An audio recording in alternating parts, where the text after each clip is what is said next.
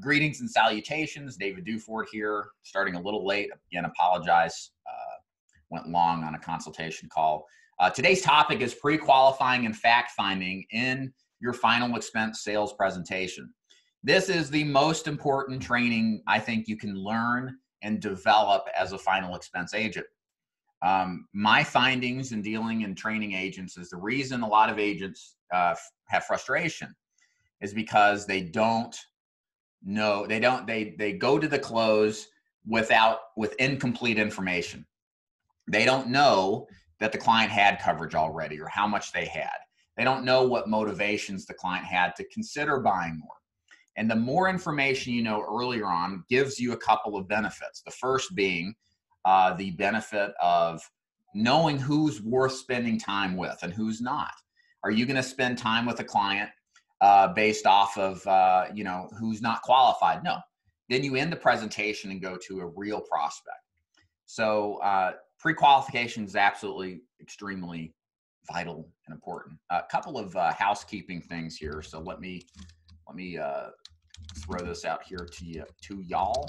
So first thing I announced yesterday, I'm going to be doing some monthly boot camps of various kinds.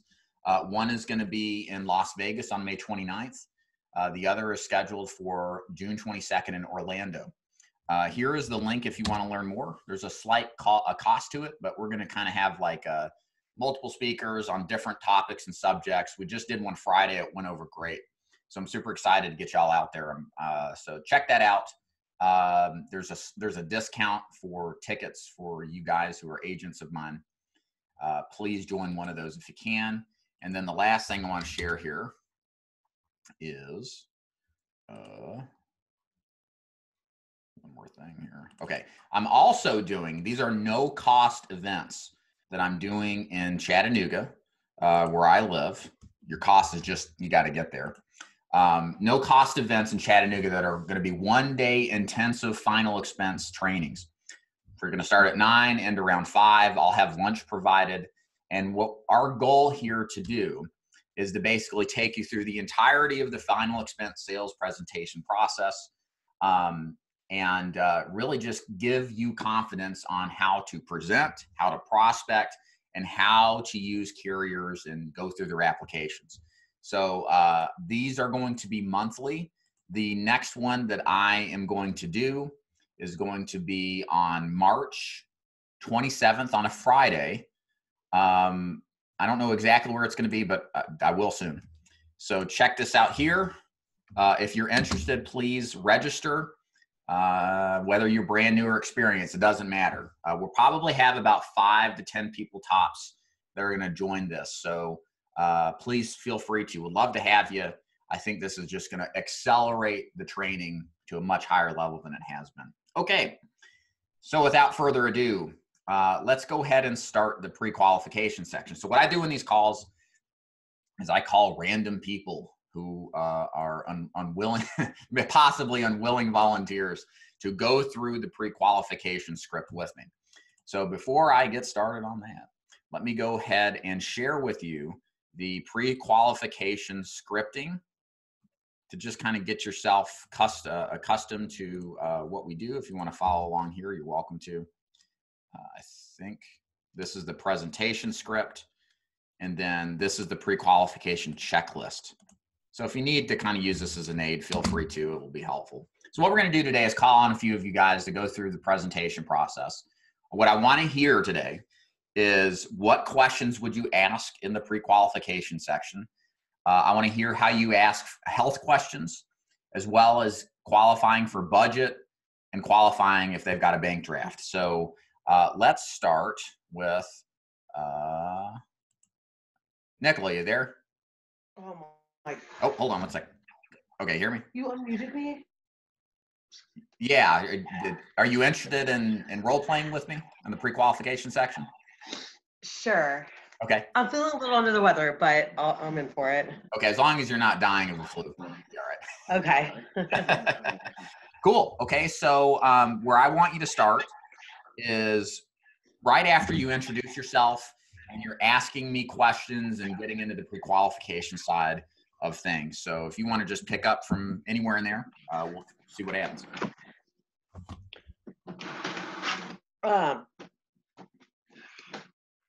So what you want me to ask you the health questions? Is that where we're at? Prior to that, yes, but prior to that, I want you to start asking questions like, why did you send the card in? What's important to you? Kind of those basic needs-based qualification questions as well. Okay. Hi, David. What made you send in this direct mailer over here? Yeah, so, you know, the reason I sent it in is because I'm just not getting any younger. You know, I had a wife that passed away 2 years ago. We didn't have insurance, and it was so expensive, unbelievably expensive, more than I expected. Okay. So since you've gone through this, is there something specifically you're looking for? Have you read anything, or tell me where you're at so far in your process? Yeah, so I am at the point where I know I need insurance, but I don't know. I'm on a fixed income. You know, I've seen a lot of stuff come through the mail. Yeah, I'm confused. I just don't know. Okay, do you have anything in place currently? Actually, I do. I have I think it's a $5,000 plan. It's something like that. It's not enough. Okay. So most of the people I talk to are usually on a fixed income. They fit into like one of three kind of scenarios. Okay. Either they have some, which I think this is the category you fall into, but not enough, and you're looking for extra coverage based on what you told me with your wife and things like that. Right. So, you know, my next step would be to go through some health questions to see like what we can get you qualified for. Okay. But before I go there, you know, let's talk a little bit about like, let's take a financial snapshot of where you're at with your finances. How much are you paying right now for the coverage you have? Yeah, I don't know. I don't remember. I don't Okay. know. Okay. Well, what we can do is maybe if you could, you know, see if you can find it, or we can get on the phone with them together so I can kind of review what you have existing. And then going forward, I can put together a plan for you, you know, going forward. Let me see here. So you want me to go grab my policy? If you have it on hand, that would be great. Okay, here it is right here. Okay. Let's look over here. Okay, so this looks good. This is all right. What I think I want to do right now is get into some health qualifying questions to see what we can get you qualified for. Sure, that's fine. Okay. Let's see. Do you have any major health conditions, such as like COPD, or have you had cancer in the last 2 years? No COPD, no cancer, nothing like that. Okay. Are you on any prescription medications? I'm on a few. Mm-hmm. Okay, and what would those be? I can't pronounce that stuff. You can't pronounce. Do you have them on hand anywhere? Yeah. Mm-hmm. Okay, would you mind grabbing them? Yeah. Oh yeah. So I could Sure. just take a look. Here you go. Okay. All right. Have you been hospitalized in the last 12 months or No. stayed overnight for any? No. Okay. Depression, bipolar, schizo, dementia, Alzheimer's, any neurological problems, lupus, Parkinson's? No, none of that. Okay. What's your height and weight? 6'1", 185. All right. All right, this looks good. Now, as far as payment options, there's a couple of ways we can do it. Do you have a credit card? Do you own a bank account? Since you said you're on a fixed income, are you collecting Social Security? Yeah, but I'd rather just send the bill in every month. Okay, we can set something up like that. Let's see. So when you say you want to send the bill in, what you mean you just want to pay for it once a month, or? Yeah, just send me a check every month or send me a statement and I'll pay it with a money order. That's fine. Okay, so we don't do that anymore. We need to make sure that, you know, you're able to afford this and have like something set in place so then, you know, in years to come, when you actually need it, the policy doesn't lapse or, you know, things like that. So do you have an active local bank account?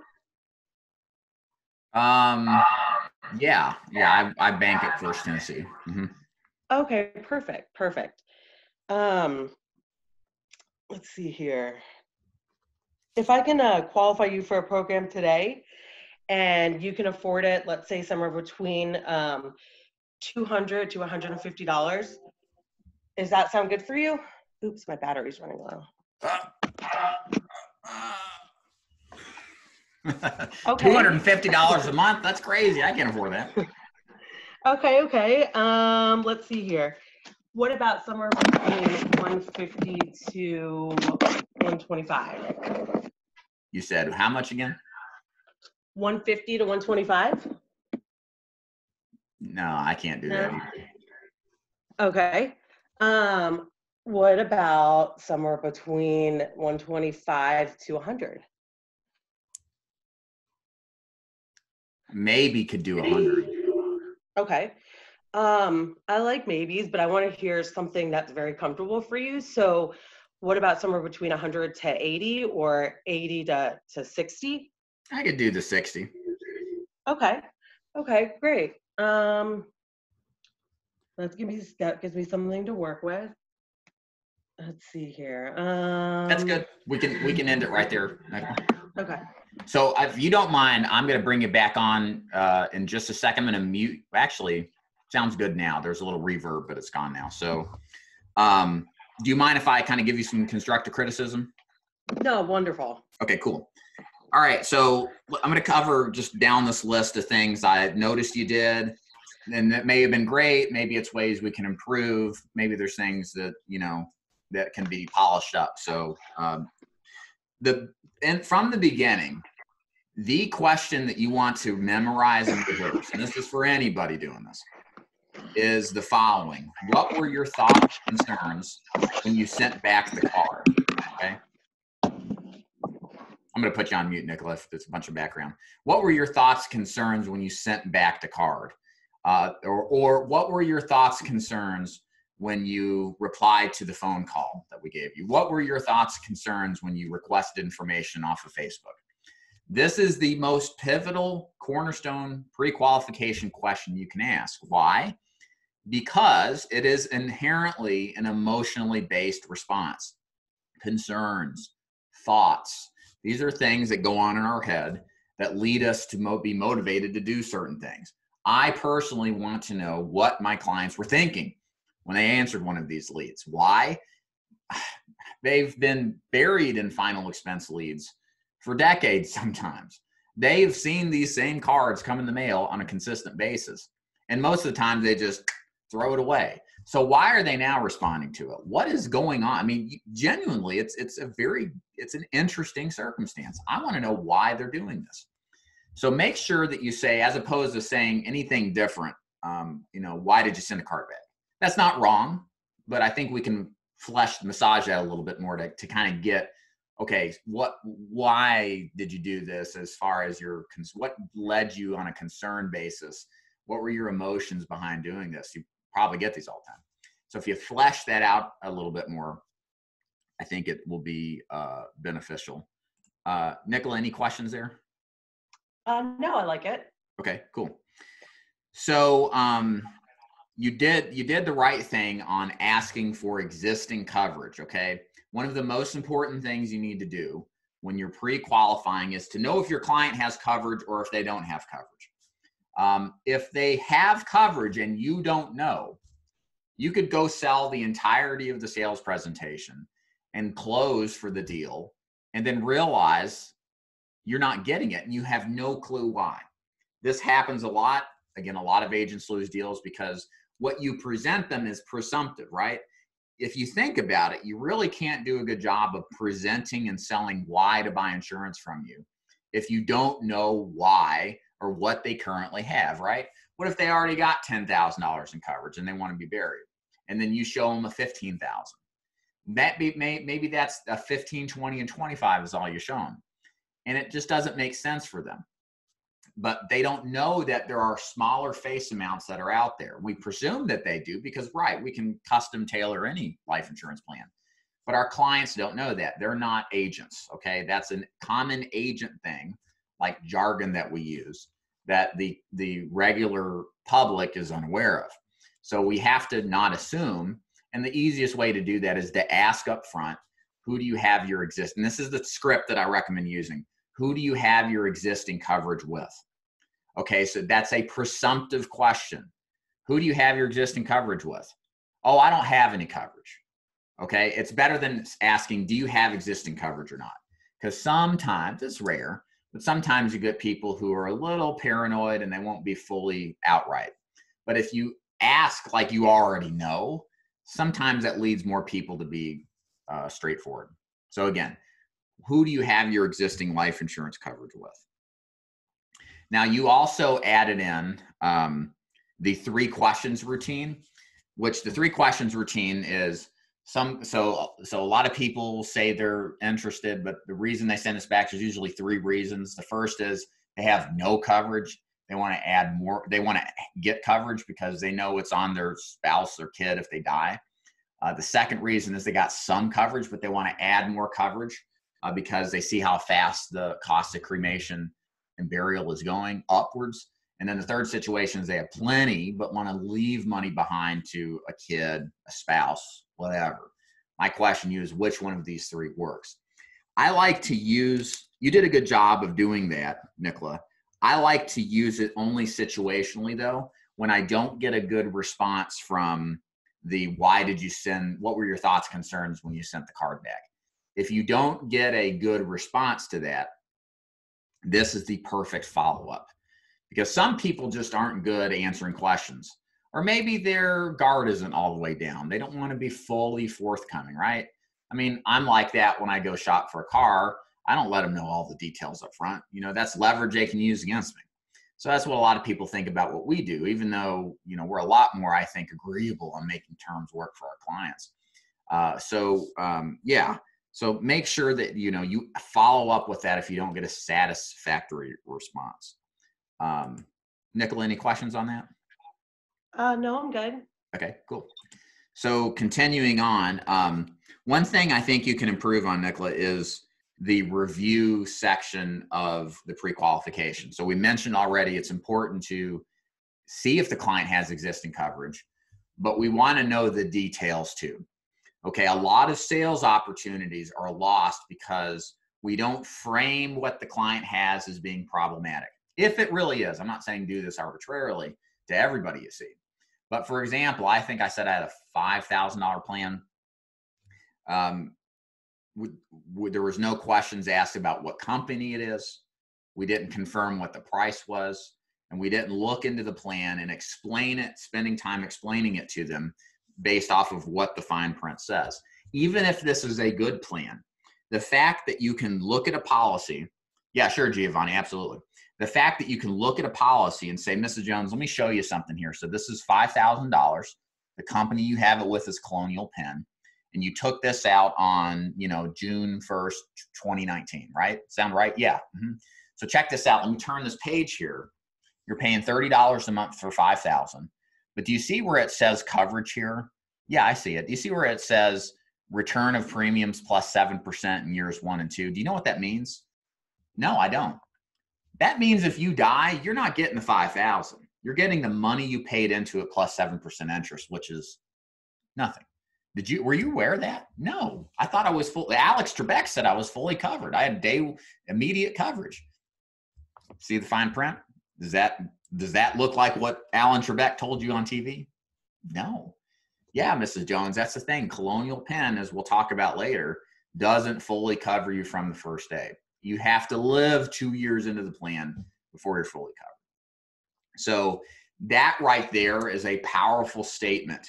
Even if everything you say is, hey, this is a great plan, you've had this forever, I would never replace this plan.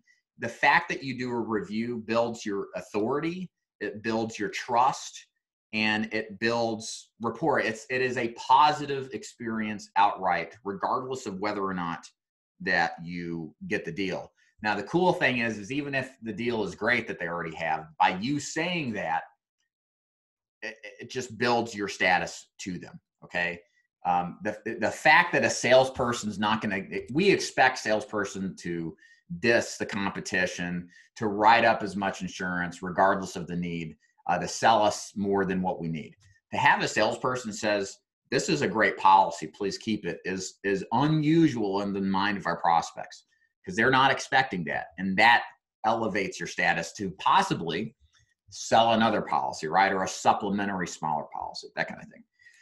So John has a question here related to policy review. So let's talk about that. How do you get them to get policy, or get the policy, agree to get on the phone without them resisting? Same with the getting meds. Yeah. So you have to, this is a performance art. So you have to act as if that's true, Giovanni. You have to act as if this is totally normal and commonplace. You can't give the perception that this is a big deal, or that you're even asking permission. You're telling them what to do, and you have to say it in a way that's cool, calm, and collected and casual.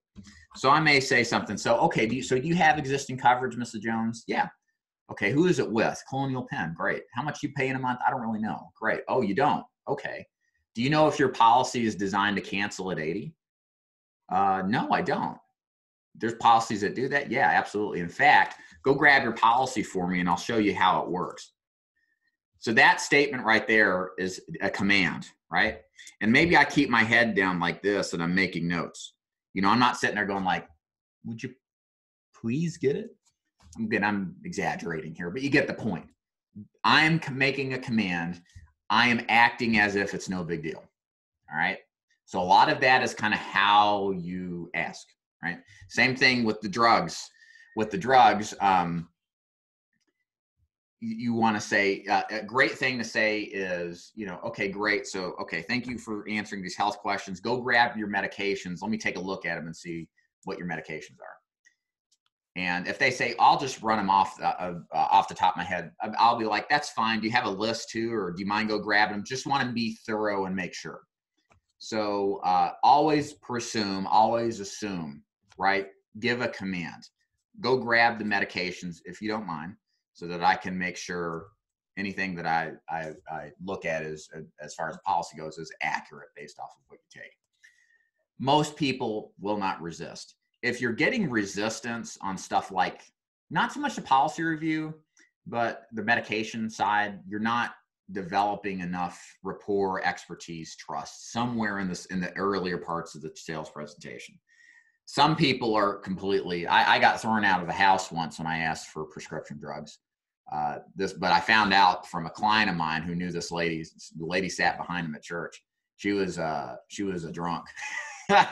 She was drunk, or she was coming off of it or something, and she's like 70 years old. And she just said, "I'm not giving you my drugs. Get the hell out of here." It was pretty funny, because then I went back and saw her, and she didn't even remember me, so she must have been high as a kite. Okay. Hopefully that answers your question, John. Follow up with more context if you'd like. Nicola, I think you said that you didn't have it close by. So I would have called them on the speaker with you. Okay, cool. Yeah, absolutely. And that's what happens if you don't find the policy, right? If they say, yeah, I don't know where the policy is, it's buried in the hoard pile in the back, I don't know. They're either not motivated to get it because you haven't sold them on why it's a big deal, or, you know, they just don't really have it, okay? So sometimes, and this is a sense thing, this is kind of an intuition thing. First of all, always start asking disturbing questions, right? So what did I ask earlier? So, okay, who do you got your coverage with? Colonial Penn. How much you paying a month? I don't really know, really. Do you know if your policy goes up in premium every 5 years? There are plans to do that. No. I don't think so. Do you know if your plan cancels at 80? No, I don't think so. It's whole life. Are you familiar with how Colonial Penn makes you wait 2 years for most of their policies? No, my policy doesn't do that. Well, I'm here to tell you, everybody I see that gets Colonial Penn absolutely does. And I'd like the opportunity for you to go grab your policy and let me take a look at it. And then I'll be happy to show you. So that's how you sell the need to go grab it. Okay. You want to have a little front language there, right? Just giving them a reason to get off of the couch and walk over to grab their policy. If you don't do that, you just ask for it. Well, it doesn't really matter, right? So sell the reason why to grab it, all right? And then what if they don't have it? What do you say then? Okay, great. So you know the company name.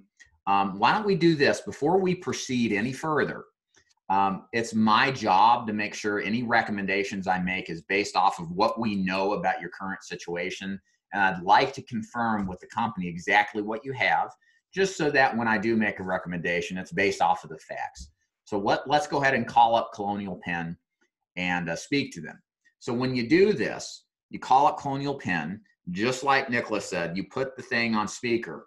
Your best sales aid is customer service telling the client all the nitty-gritty fine details, okay, fine print details. So what do you ask them? So when you get a customer service rep on the phone, you say, hey, my name is David Duford. I'm a friend of a client of yours. Her name is Mrs. Jones. She had some questions about her policies, didn't know where her policy is, and wanted me to call and ask questions. She's over here to confirm that this is okay.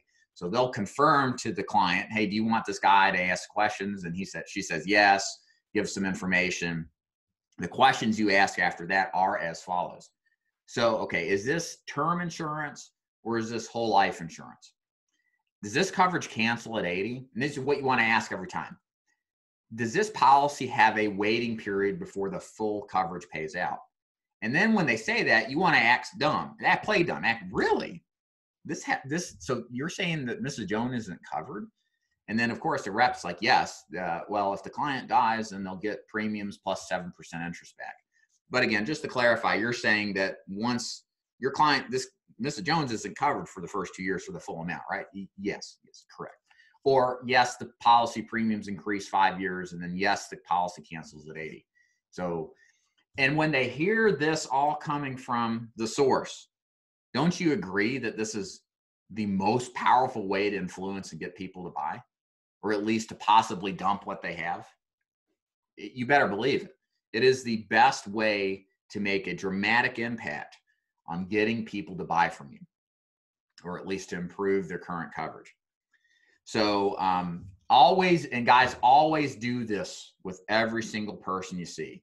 It doesn't matter, especially as new agents, if you aren't necessarily going to sell a plan because it's good. It's just good practice. It's good to go run through this stuff so you can get comfortable with this process. And even if it's all good, hey, at least you took the time to service your client or service your prospect. Again, what is that going to do? It just elevates your status. Okay, John Washoe. Had a guy yesterday wouldn't get his policy. I said, I thought it was term based on the price. He was offended as his family member sold this USA policy. Needless to say, the presentation. Yeah. Some people are just unreasonable. You know, the training I give, you know, we cannot ever predict with 100% full certainty what human beings are going to do. We know statistically with a good method to expect a certain level of outcome given enough activity, right? But you can do everything right and have an obstinate person who just won't see it, just like the drunk that kicked me out after asking about prescriptions. I was super nice the whole time. You know how I am. I'm a super nice guy. If you've ever did a ride along with me, I'm happy-go-lucky. I'm laughing, and you know, I'm in performance mode. I'm not a jerk. I'm firm and direct, but I'm not a jerk. And this lady, you know, had no reason to flip out on me, but she did. So there's probably more to the story. That's the point. There's more to the story sometimes than is obvious.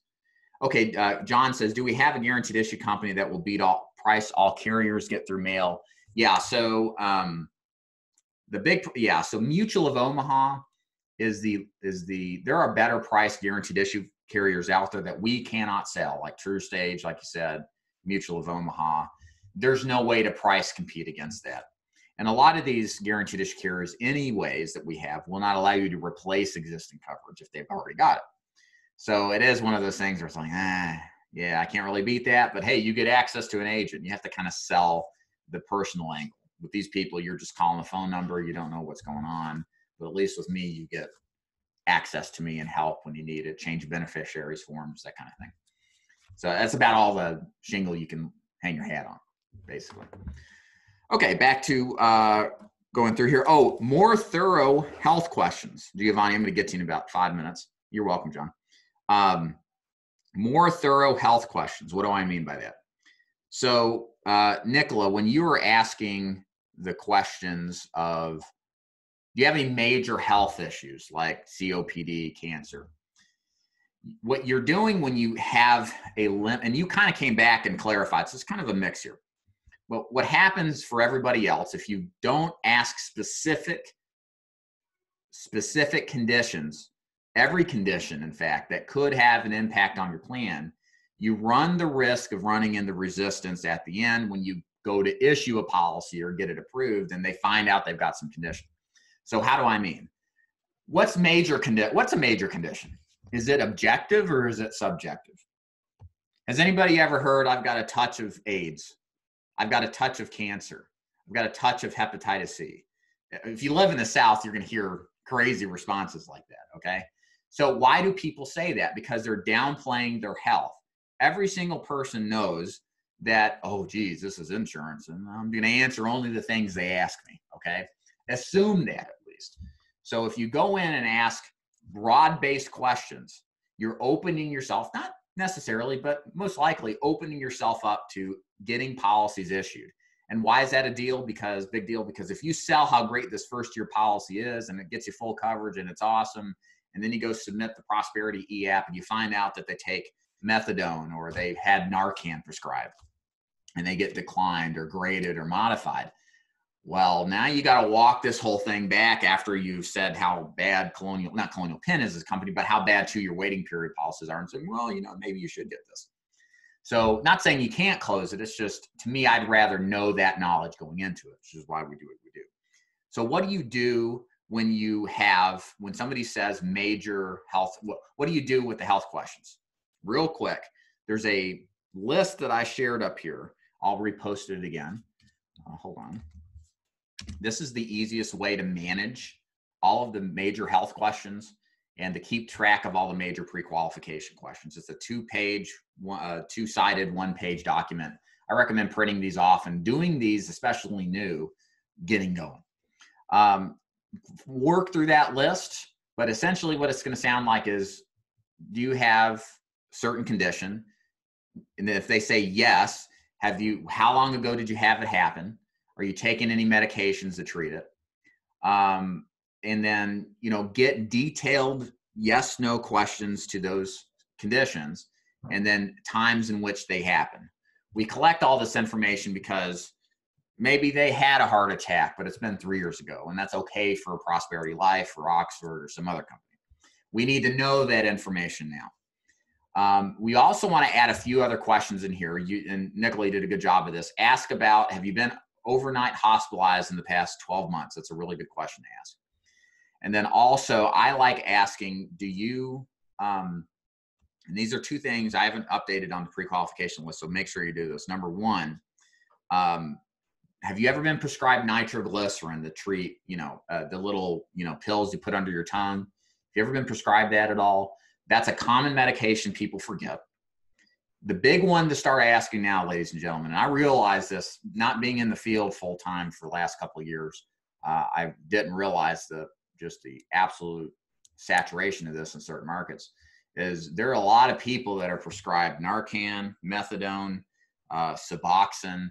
These are all opiate addiction medications or alcoholism medications. I had several cases I thought were absolutely rock solid. I remember I went out last year sometime, and 2 of the 5 cases I wrote that day, turned out one lady had Narcan prescribed, never used it. It was a preventative to prevent an overdose. And a lot of doctors just prescribe that. And then also another guy wrote with Transamerica. Incidentally, he was approved, as applied for. and he had Narcan prescribed the same way.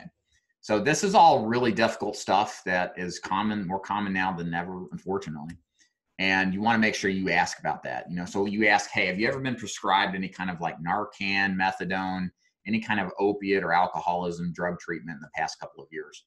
And if you get that out up front, because that's something people don't want to admit, right? That they have that problem. So you got to ask that question too. So make sure you do that. Okay.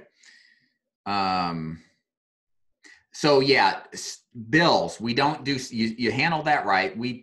I like blaming the company. So if somebody says, can I not just send a bill in every month? I say, hey, look, all the companies now, all of them require a bank draft, direct express, or debit card. Don't kill the messenger. It's just a flat out requirement by all the companies who deal with. So do you bank locally, have a direct express card, or use some kind of debit card? So then you go right into the close, the assumptive close. But by blaming the company, it's like one of those things where people say, look, it's out of my hands. It's just the way it is. Okay. I think that's useful in the situation to add in. The budget question, make sure that you flesh that out in more detail. What I mean by that is, instead of just saying, if I can qualify for a program today, can you afford 150 to 200 a month? What you should say is a little front language to soften them up for the blow, right? So it sounds something like this. Mrs. Jones, my final question for you is how your budget works, or how the price would work. And look, bottom line, 9 out of 10 people I see are on a fixed income. That means every single month they get one check a month, and they've got to make sure it's put to good use. Why do I say this? The last thing that you want to do is spend more for your insurance than you need to, right? What if you're in a crunch and you take out too much coverage, and financially you've got to drop something to make the bill payments? You might end up dropping life insurance, and after paying on it that long, it's just a big waste of money. And I don't want you to waste your money. The best policy is the one that's most easily affordable. Why? Because that's the one that sticks on the books until you die.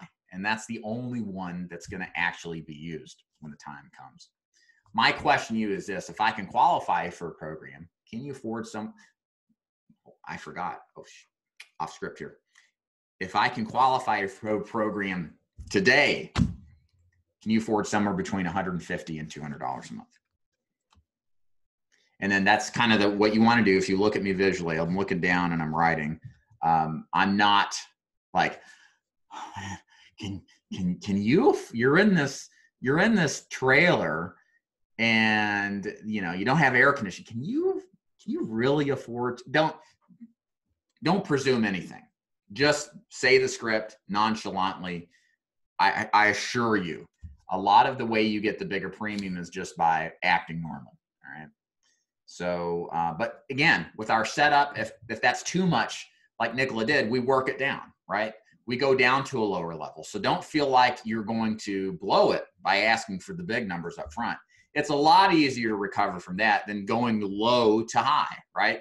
Hey, can you afford maybe $25 a month? Yeah, that'd be great. Well, Mr. Jones, looks like that's 10,000 you want is actually $100. What? You told me it's 25.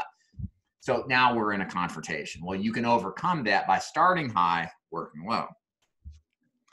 And then, yes, the last thing, Nicola, you did right is you did the 100%. Can you 100% sure that you can afford this? Because I said, like, I could probably afford $80 a month. You said, hey, sometimes probably means you can't. So what if we did something closer to 60? And that's the right play. I never hard sell budget. I just want to tell me what you can spend and I'll make it happen. That's my angle. Why? Because a sale is a sale is a sale. The money will take care of itself if you do enough activity, meaning you close enough deals. Okay, Giovanni, we're going to get started in just a second. Nicola, I got you unmuted. Did you have any questions? Oh. No, I'm good. Okay. All right. Hey, thank you for participating. I appreciate it. Of course. Looking forward to it for next time. Yep, you got it. All right, Giovanni, you're up.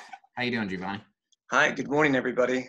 Yeah, thanks for being on, man, and being a willing participant. So why don't you go ahead and start off right at the beginning, the pre-qualification stage. We've got I'm going to go right to maybe right at 10 or a little 10, so about 12, 15 minutes. So jump in and just start. Perfect. All right, let's do it. Okay. All right. So David, now that I know more about your particular situation, let me go ahead and ask you some basic health questions. Nothing too specific, but enough to figure out which program is best for you. So tell me, have you ever used tobacco like chew or cigarettes? I smoke weed. Okay. Is that a Just jotting problem? that down. No, no problem at all. Okay. How about lung disease, COPD, emphysema, asthma? No, I don't have any of that. Okay, good, good. Oxygen or inhalers? No. Okay. Diabetic? Yes. Yes, okay. All right. And is this before or after 50, 40, or 30? I think I had diabetes before 50. Okay. And do you use insulin? No. No? Okay. Any complications? No. Okay. Neuropathy? Yeah, I've got diabetic neuropathy in my feet, Okay. the tingling, that kind of thing. Okay, I'm just jotting this down. Okay, no Sure. problem. All right. Cancer ever? No. Okay. Kidney insufficiency? No. No kidney problems. All right. Cirrhosis, hepatitis? Nope. Okay. Heart attack, stroke, seizures? None. All right. Stents, bypass, aneurysms, Nope. pacemaker, angina, congestive heart failure? Off script, it's angina, but yes, no, none of that. Thank you. All right. And just real quick, nitroglycerin tabs prescribed at all?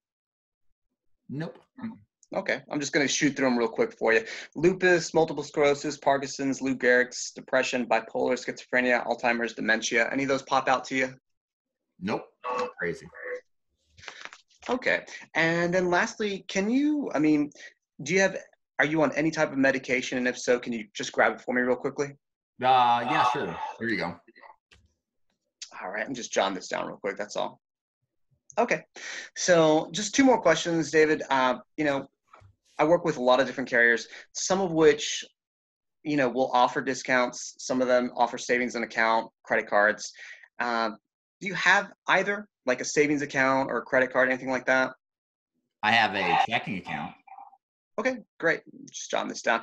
And lastly, my final question is about price. So let me be totally upfront with you, David. 9 out of the 10 people I see draw disability or are retired. So basically, everyone I see is on a fixed income. They all want life insurance, but they want to make sure they can afford it too. Honestly, what's the point of having a policy if it's too much, right? Wouldn't you agree on that? Yeah, it doesn't make any sense to me. Yeah, especially if you have to drop it in 6 months, right? Yeah. Yeah. All right. The truth is that the best policy is to have one when you die. We can both agree on that. I've got my own policy. You're here getting one. All right. So let's go over this. If I can qualify you for a program today and knowing your budget better than I do, can you afford somewhere between, let's say, 150 and 200 a month? I could probably afford 150. Now, when you say probably, how do you mean? I've got a couple of bills to pay off, that I would, I'd be comfortable in 3 months paying 150. Okay, why don't we do this? Because didn't we both just agree that the best policy is to have the one that's there when you pass, right? Sure. Let's just stick around and let's find where your budget is best, because I want you to be protected at all times. So why don't we go like 100, 120? How do you feel about that? If I started in 3 months? Not starting today. We can get you qualified today. You need my money today? I don't have any money in my bank account. Okay, well, that's not a problem. I mean, what we can do is offset for 45 days. And by that point, you're going to have money in your account, correct? Okay, so you can draft it later is what you're saying. Yes, we can definitely draft it later. My main concern is that you got coverage today, because remember what you said, that you don't have any coverage, and it's going to be one of your loved ones that's going to have to, foot the bill for this, unfortunately, if you were to, God forbid, pass today or tomorrow, That's true. So yeah, that's fine. yeah, 100's fine. So 100 definitely works for you, right? Yes. Okay, great. So Giovanni, off script, go back and ask the opening questions we talked about. What were your thoughts, concerns? Let's do a little interplay there for 4 or 5 minutes. Are you talking about like right into the fact finding, like the very beginning of it? So when I ask something like, but I'm curious, can you tell me what were your thoughts and concerns that caused you to send in this card or to call? Yeah, I mean, I'm not getting any younger. I don't know. I'm just curious about this. I've seen these cards forever. I see. All right. Well, when you tell me you've seen them forever and you're saying you're not getting any younger, tell me a little bit more. Yeah, I mean, I'm 75. People I love have passed away. Some didn't have insurance. It was bad. And I Yeah. don't want that to happen, Yeah. Even in my short span of 40, I've seen quite a few friends go. David, let me ask you a couple of questions real quick, if you don't mind. Is that okay? Mm-hmm. Sure. Okay. Like, what experiences have you had dealing with funerals in your family? Yeah, I mean, my brother was 65 and got diagnosed with stage 4 lung cancer. He lived a month before he passed away, and he never thought about planning his death. And he wanted to be buried, and we wanted to do him right, and we had to pay out of pocket for it to just cover it. Sad. Wow. That's definitely heavy. David, tell me, how did it make you feel when you found out that your brother wasn't insured and that you and your family would, unfortunately have to be paying out that funeral cost? Yeah, a little bit of sad and a little bit of mad. I'm not in any position financially to just drop $10,000, and neither are my family members. Yeah. And then, lastly, like, how do you think things could have been different if your brother had even had, let's say half of what y'all spent? That would have been huge. Would have been a huge difference. Wow. Yeah. Well, here's what's going on.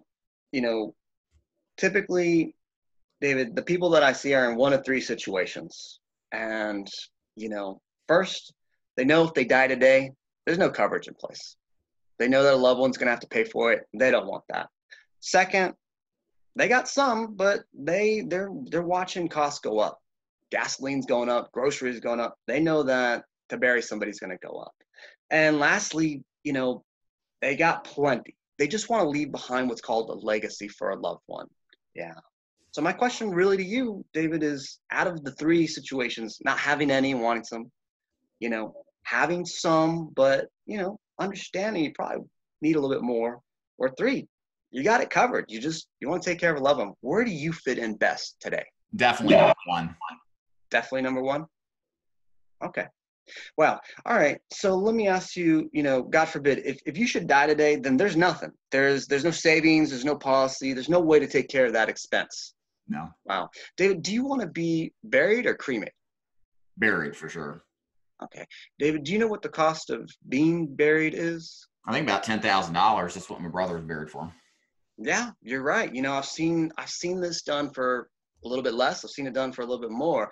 But really, the thing is, as long as we have some coverage right about in there, that's what's going to get the job done. And, outside of the burial costs, is there anything else you may be concerned with, covering a medical bill, anything like that? No, just burial. That's it. Okay. Cool. All right, Giovanni, I'm going to, just in the interest of time here, let me cut you off here off of script. Yes. Excellent job. Everybody, please review the last 5 minutes. Giovanni's front talk here asking these questions is A+. Why is that the case? Because all of the questions that he asked were emotionally driven. Okay. Yes, this is an emotional sale. All purchase decisions are in some extent emotional.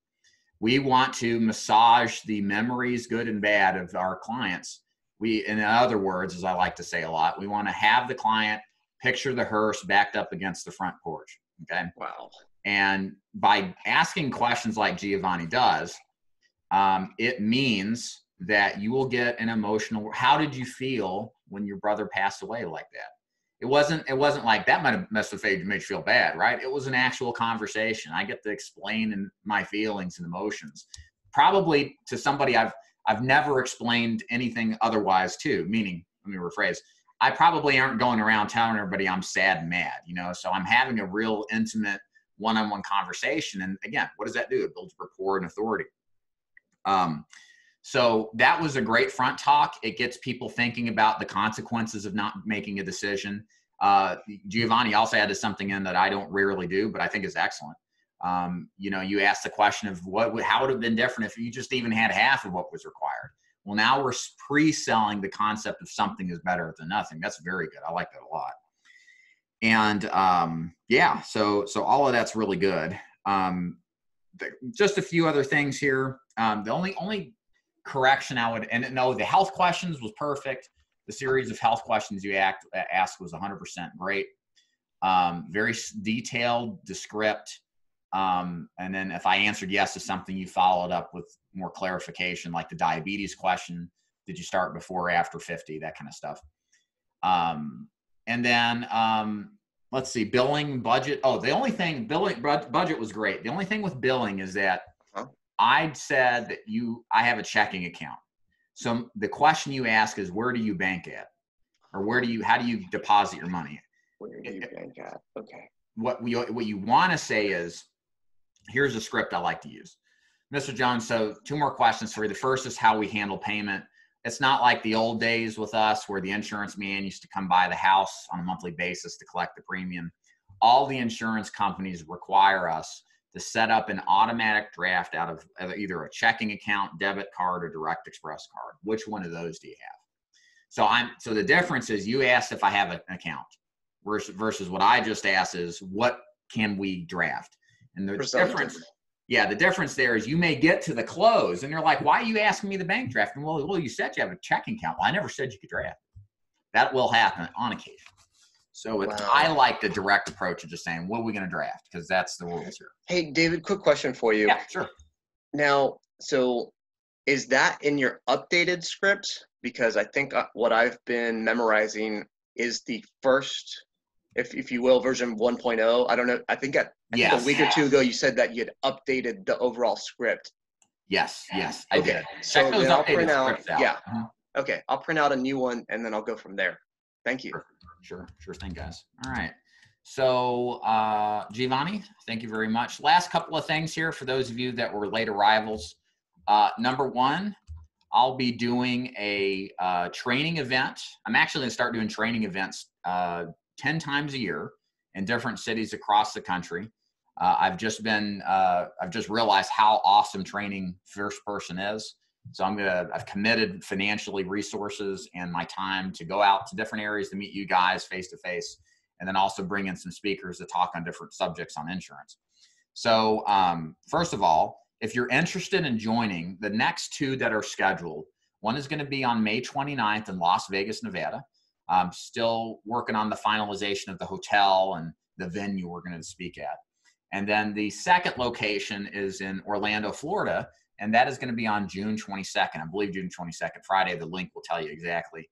They are one-day conference events, somewhere between 5 and 6 speakers, speaking on different subjects: final expense, annuities, Medicare, maybe have a couple company reps in to explain product as well. We had a great reception Friday. Everybody had a great time. I'm going to be, there's a small cost to doing these. For right now, for agents, it's $75. That's the early bird special. For non-contracted agents, if you know somebody who wanted to join you, it's $125. That price will go up on, I think, March 30th, 31st by $25. So if you want to log in and get that going now, that would be great. Either one of those is fine. You can register for it. And this is a great opportunity to network, to meet everybody that's on these calls that you see in the group me, to meet me firsthand, in person. We're going to have 2 different social get-togethers the night before and the night of the convention training event.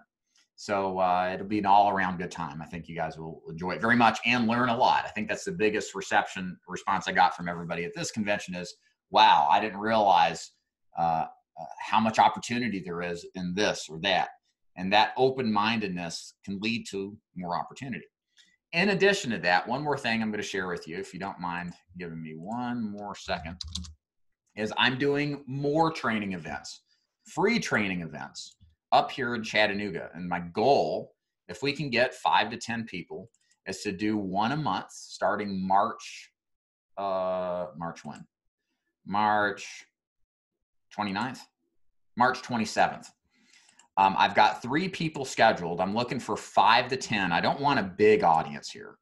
The group presentations that I just talked about in Vegas and Orlando are a maximum attendance of 50. Probably gonna be less than that, and that's fine. But with these are intensive final expense-based training where we not only go over scripts, we cover carriers, we cover a presentation, we cover appointment setting, door knocking, every aspect that you need to know, organizational skills, everything you need to know in a one-day intensive training from 9 o'clock to 5. And again, it's going to be 5 to 10 people. I'll provide lunch. There's absolutely no cost for you to attend one of these things. You just have to make the trip to get up here. And I promise you, it'll be well worth it. The face-to-face training is an exponentially better, as much as awesome as I am on camera. It is exponentially better to experience training firsthand, to have your questions directly addressed firsthand, and to go through the entirety of everything. So yeah, come on down. Will I record? I might record those. Yeah, I might actually probably turn everything Tapas into content. So I will record it, because the main thing is the biggest benefit is the people who are there. It is definitely worth the road trip. So I just posted a form to register for the event. That's how I'm going to keep track of that. As we get closer, I'm going to tell you exactly where the venue is going to be held. I might try to negotiate more discounted hotel rates again. And in the meantime, if you're interested in attending the Vegas boot camp or the Orlando boot camp, go to that link as well I placed. So, and then if you're watching this on YouTube, look in the description box below for more information. So guys, thank you very much for having me. Sorry for starting late, and I hope you learned a little bit of something today. And if I can do anything for you, holler at me, call me, let me know how I can serve you. Y'all have a good day. Thank you.